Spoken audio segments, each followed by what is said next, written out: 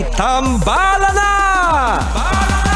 At eto na sila, ang nag-iisang masugid na tagahanga ni Nicole Yala, Chris Chuper! Kasama ang nag-iisang die-hard fan ni Chris Chuper, Nicole Yala! Dear Nicole and Chris. Dear Nicole and Chris. Dear Nicole and Chris. Dear Nicole and Chris. Magandang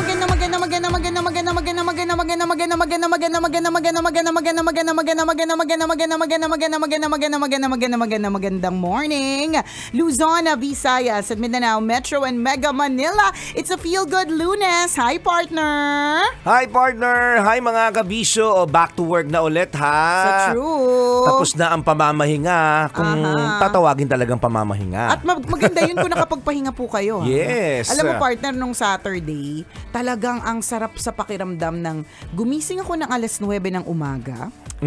Tapos nagbalot-balot ng mga kung ano-ano mga pwedeng ipangregalo. Tapos nakaligo ako 3 p.m. So isipin nyo po, yung panty po naburo po hanggang yung panty yun, bali, sinuot yun Wednesday. Correct. So bali yung panty po na yan, may sarili na po siyang barangay. May mga naninirahan na sa loob. Correct.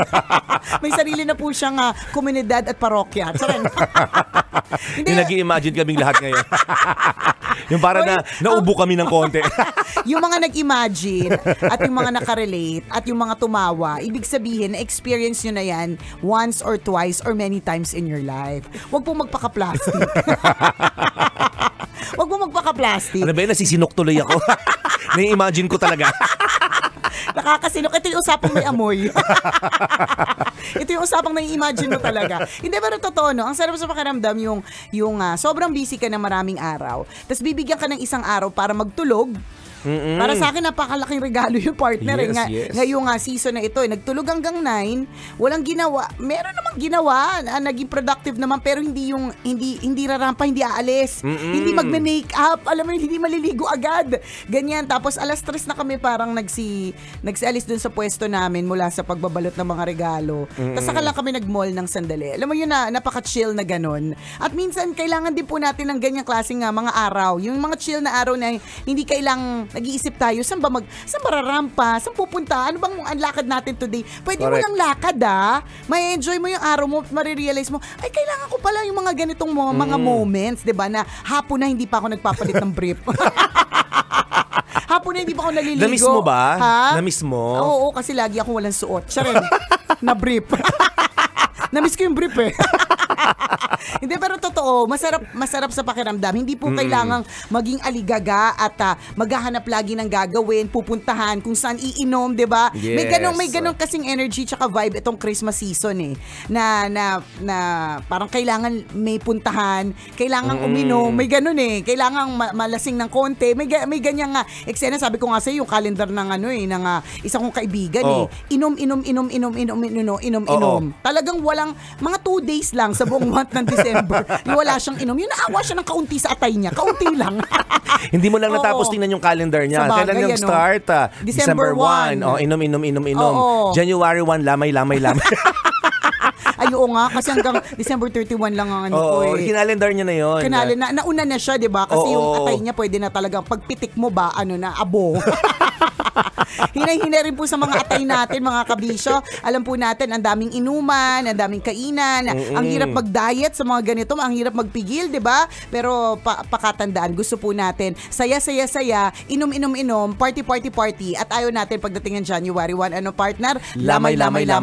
Ayaw natin yun. Tama ka doon sa sinabi mo, partner, no? Meron tayong ganong thinking, mga kaibigan, na kapag binigyan tayo ng long weekend o kaya bakasyon, tama din naman. We make it a point na mag-out of town, mag-out of the country, pero nakakapagod kasi yun. Kapagod? Oo, kung ang hanap mo talaga ay pamamahinga, manatili ka sa loob ng bahay.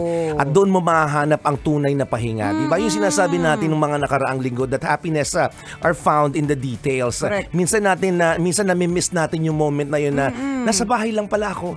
Ang Diba? sarap. At mahahanap ko ang kaligayahan doon nang wala akong ginagastos, Correct. nang hindi ako napapagod, nang hindi ako na-stress. Nang partner, masaya lang akong nasa bahay. Totoo, yung walang oras yung tulog. Alam mo yung Yes. parang, basta yung Saturday na yun, sinabi ko talaga, naantok ako, tulog lang ako. Alam mo yung ganun. Para sa akin, ano na siya, napakalaking reward at Yes. napakalaking blessing. Yung ganung klaseng detalye. At masaya ka doon, di ba? Kasi parang, okay, nasayahan siya sa 20 minutes na nap. O bakit? Ganyan. para siguro sa taong laging aligaga, especially sa season na ito, isang napakalaking regalo yan. Yes. So yun yung pinapaalala na happiness is in the details, 'di ba? Nasa maliliit na detalye that sometimes we take for granted na may mga ganyan pala mga parigalo.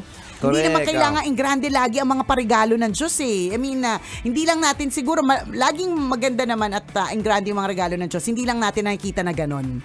Diba? Ang naisip lang natin agad parang bonggang celebration agad. Okay, malaking outing. Correct, malaking biyaya. Pero ang laking po ng biyaya yung bigla ka nakakatulog, yung wala ka palang gagawin, 'di ba? Yung mga ganong klase mga eksena. And we hope na ngayong weekend na ito naging fruitful, naging meaningful, restful, ayan, gastosful. Sino po ang mga nakaubos na po ng 13th month pay? Pakitaas po ang kamay.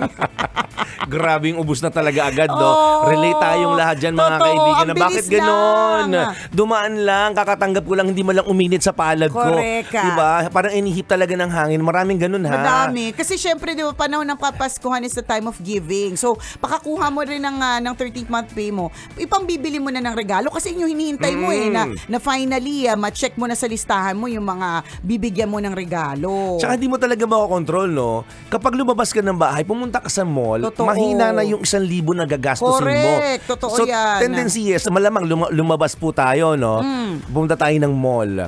Paglabas natin ng mall, ang dami nating bitbit. Totoo. Kasi ang thinking natin dyan, may 13th month pay ako. Correct. Diba? I deserve ko naman ito. Diba? Minsan lang naman ito. Correct. Totoo diba? naman din lahat YOLO ng yan. tayo. I-enjoy Totoo. ko na kailan ko pa nanamnamin to. Kaya ngayon, diba? Pagdating ng baka huling Lunes, 13th month pay ko na. Hindi naman sa nananakot, pero baka huling 13th month ko malay na to. natin. Hindi natin masasabi, di ba? Hindi natin, totoo yun. Walang kasiguruhan naman ng bukas. Yes. Na malay mo next year, wala ka ng trabaho At or least, worse, wala ka na sa mundong ito. Kaya at least, di ba, itinodo mo na yung 13th month. Di, pero totoo, relate tayong lahat sa kararating lang, dumaan lang. Or hindi man naubos, ang laki nang nawala. Totoo ka dyan, partner. Sabi ko nga sa'yo for the longest time, hindi kami nanonood ng sine. Kasi dahil nung nauso yung Netflix, Prime Video, lahat ng yan, Disney Channel, parang bakit ka pa manonood ng sine? Kasi after a few months, nandyan na rin silang lahat. Kumbaga, abang-abang ka na lang din, di ba? Kasi sa totoo lang, ang mahal pala talaga na. Kasi ang tagal ko nang hindi nakanood eh. So, nung nanood ako nitong weekend na ito, partner, doon ko talaga na-realize na, hala, ang mahal na niya pala. Totoo nga, mahal ang sine ngayon. At alam mo yung parang 5 kami, umabot ng lagpas 2,000. Eh di syempre, sabi ko, lagpas 2,000! Ticket pa lang yun, ha? Ticket pa lang yun sa sinihan. Buti na lang lagi nang kasama yung popcorn. Pero syempre, alangan namang ubuhin ka lang sa popcorn, di ba? bibili ka ng inumin. Di syempre, kapag nakita mo yung stante ng mga inumin, parang gusto mo colored drink. Hindi lang basta water, kasi water yung pinakamura. Minsan nga mahal pa, 40 pesos, 60 pesos, di ba? No? Tapos ang mahal-mahal ng soft drinks. Eh di syempre, makikita mo, minsan ka lang, ito na naman tayo sa minsan lang naman, totoo naman din. Deserve ko naman to Totoo. Tsaka minsan ko lang naman tong gawin. Di makita mo, sa katabi may milk tea. Magkano yung milk tea? Kahit pa sabihin mong medium size yan, lagpas na 100 pesos yan. O let's say, nasa 100. Eh di 500 agad kung 5 kayo. Diba? So, tsaka yung kasama mo, ayoko ng popcorn, maarte. Hindi ako mapopcorn. Totoo. Gusto ko fries yung akin. Yan, gusto ko pizza. Correct. Mga ganun. May bawal kang family size pizza. Kalderetang baka. Chicken curry. May pakare-kare. Yung bagoong please. Diba? So, alam mo talaga, ang sabi ko talaga, pagkatapos nating manood ng sine, sa bahay tayo kakain. Kasi totoo Kung halimbawa, maisip mo rin na, ay, wala namang pagkain sa bahay namin diba? Dito na tayo, nasa labas na rin lang naman tayo. O before you know it, naka 5,000, 6,000 ka na pala. Isang labasan diba? lang yun, Isang labasan lamang yun. Pero hindi ko sinasabing huwag nating suportahan ng mga pelikula. Go yan. Ito yung sinasabi lang isang taong dukha. na nagulat sa ano. Nagulat kasi. Na naubos na kaagad. Lagas na ang 13th month pay. Nalagas talaga. Parang ang bilis naman nalagas nung ganun. Totoo yun ha. Yung paglabas natin, lagi may kaakibat na gastos. Correct. Tandaan ang bawat kilos gastos. Totoo, wala nang libre Oo, ngayon. sa mundong ito, hindi pwedeng lalabas ka nang wala kang gagastusin unless sobrang mong madiskarte. Tama. Kaya minsan magugulat tayo, no? Ang intensyon ko lang naman mamasyal, okay? Yung tipong maglibang, di ba? Magpa-aircon. Magpalamig sa loob ng mall. Magmuni-muni, window shopping, kung ginagamit pa natin yung term na window shopping. Pero paglabas mo, paglabas mo ng mall, wala ka ng pera. Oo. Di ba? Yung pera na sabi mo hindi mo gagalawin kasi gagastusin mo yan pagdating ng Christmas Ayan. or paabutin mo hanggang New Year. O ano na yun? Ngayon pa lang, wala na. Alin yun? Wala na yung sinumpaan mong pangako sa wallet mo na hindi mo gagalawin ng pera doon. Pumunta ka sa mall. Alin. Diba? Nag-YOLO ka doon eh. Nag-deserve ka doon. #deserve. Diba? Alam mo, ngayon. Pero totoo naman, partner, hindi naman natin din masisisi. Pera mo naman yan eh. Pera mo naman. In fairness, nag-enjoy naman. Sabi ko nga sa'yo doon sa pagnood namin ng sine, in fairness, nag-enjoy naman kami. Diba? So, minsan lang nga. Minsan lang din naman talaga. Hindi na siya mauulit. Natuto na. Oo. Pero ang gaganda ng pelikula sa Metro Manila Film Festival. So kailangan po ninyong pag-ipunan po yan kasi dapat hindi ikaw yung tagagastos lang para hindi masyado mabigat. Or mag-usap-usap kayo kunyari pamilya or friends. Pamaskuhan nyo na simulan nyo na ngayon. Diba kung meron kayo ninong at ninang nagtatanong anong gustong iregalo sa inyo. Sabi mo, pangnood po ng sine sa Metro Manila Film Festival, napakaganda ng mga pelikula. Oo, para masuportahan ng mga pelikulang Pilipino. Correct. Kasi parang di naman bababa, di ba? Ganun pa rin yung presyo. Oo. Ang mahal, grabe. Almost 500, Kaya nga diba? sinasabi ko nga, ito na yung gawin ninyo. Kayong magkakaibigan or magkakapatid, kunyari family members, usap-usap na kayo. Kung madami yung film festival na gusto nyo mapanood, di ba?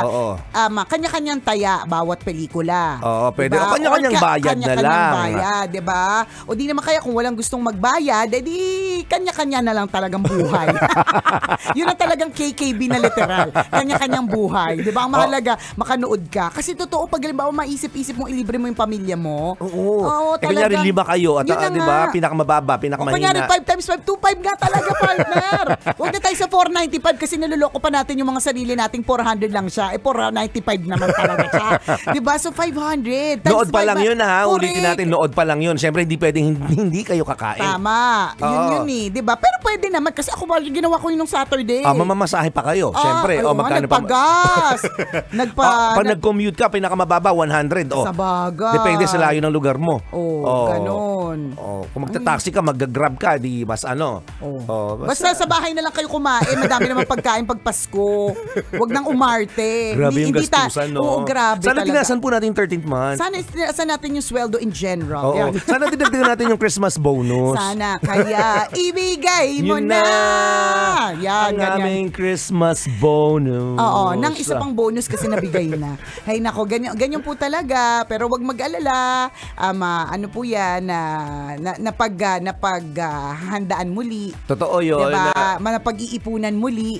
Pero yung experience, hindi na maibabalik. Diba? Kumbaga parang, kaya naman tayo YOLO eh. Kaya naman tayo parang, sige gawin na natin, itodo na natin kahit na matatapyasan ng malaki yung pera natin. Kasi wala rin namang bayad dun sa experience, dun sa enjoyment, dun sa fun. Correct, diba? Walang kapalit yun eh. Ang pera pwedeng diskartehan yan eh.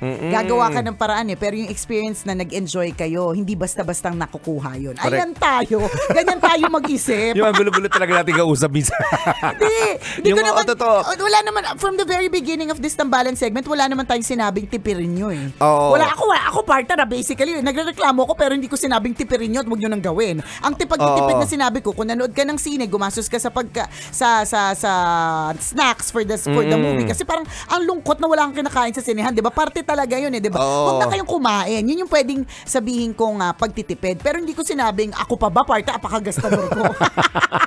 Hindi ko sinabing, huwag nyong anuhin. Magtipid tayo. Correct, di ba? Ang sinasabi, nagrereklamo lang tayo kasi kulang. Nagreklamo tayo kasi kulang talaga. 'Di ba? Pero ako mayolo ko eh. Parang minsan lang naman eh. Sa sobrang laging minsan, parang araw-araw minsan lang naman to. Alam mo yun, parang ganon. Pero hindi mababayaran yung experience eh. Correct. Feeling ko, kumbaga, ang sinasabi natin dito, minsan magulo tayong makipag-usap sa sarili natin. Di ba, may mga times na talaga gusto nating tipirin ang sarili natin. Pero may mga times din naman na naglalaban yung paggastos versus pagtitipid. Tama. Di ba na parang hindi, kailangan magtipid tayo kasi kailangan paabutin ko pa hanggang Pasko. Minsan, kakausapin mo ulit yung sarili mo. Hindi, minsan lang to eh. Correct. Diba? Paano kung hindi ko nabutin yung bukas? Siyempre, may mga ganyan pang mga salita. And yung experience, priceless yan. Di ba? Yun yung sinasabi. Kaya nag-aaway po yung puso't diwa natin. Nag-aaway yung po pagkatao natin. Correct. At yung wallet natin, yun yung nag-aaway, partner. Kaya mahirap tayong kausap minsan. Yung pagkatao natin na we want to enjoy and have fun, tas yung wallet natin naghihingalo. Sila yung nag-aaway talaga eh. Nakakalurky. Pero hindi para sa amin manggaling ha, kasi hindi kami magaling mag-balance sa ganyan. Pero subukan niyo po i-balance niyo. Kung kaya ninyo, di gawin kung paano, ninyo. 'di ba, naaabot pa hanggang dulo ng hanggang sa susunod na sweldo, hanggang marami pang ma-stretch pa ng husto yung budget. Go, kaya niyo po 'yan. Kasi kami po hindi po namin nagawa. Hanggang ngayon, gandong edad namin, naguguluhan pa rin kami kung paano magdedesisyon ng tama para sa sarili namin. Guess nyo ba yun? Diba? So, kanya-kanya, kung kaya nyo mag-decide on your own, diba? Kung anong magandang desisyon para sa inyo, then do it. Tama. Diba? Yung sa amin kasi hindi namin ma-apply sa mga sarili namin. Alam mo, partner, kanina, diba sinabi natin na nangyayari yung mga gastusan na yun kapag lumabas ng bahay. Imposible hindi ka malagasan maski magkano, diba? Actually, pag nasa loob ka ng bahay, ganun din. Yung mga ayaw nang makipagsiksikan sa mall, ayaw ng Christmas rush, may mga ganun eh. Ayaw nila yung magulo, maingay, mailaw, ayaw ng ganon. May mga, kaya natuwa sila dun sa eksena ng online shopping. Pwede din naman. Maski hindi ka pala lumalabas ng bahay, may gastos din. Correct. Nakakalurky. Yung idea na mag-samgyup ka, di ba? Yung yung pumipila ka sa samgyupsalan ngayon, pwede mo naman gawin sa bahay nang hindi ka pumipila. May ganon. Diba? Kasi, pero yun nga, so may gastos din kung may samgyup na sa bahay, di ba? Pwede na rin, doable na rin at home. Yung mga bagay na pwede mo gawin sa labas, yung panonood ng pelikula, pagkain ng samgyup at kung ano pa man. Tama. So may gastos sa madaling salita. So kung magastos po tayo, magtrabaho po tayo. Lunes sa Lagising Bangon! Kayod ulit! Muli ako po si Nicole Yala. At ako naman si Chris Chuper. Na nagpapaalala, una magdasal ka para mabuhay ka, pangalawa mag-toothbrush ka para mabuhay naman iba. Yun! This portion was brought to you by ACS Manufacturing Corporation, ISO certified.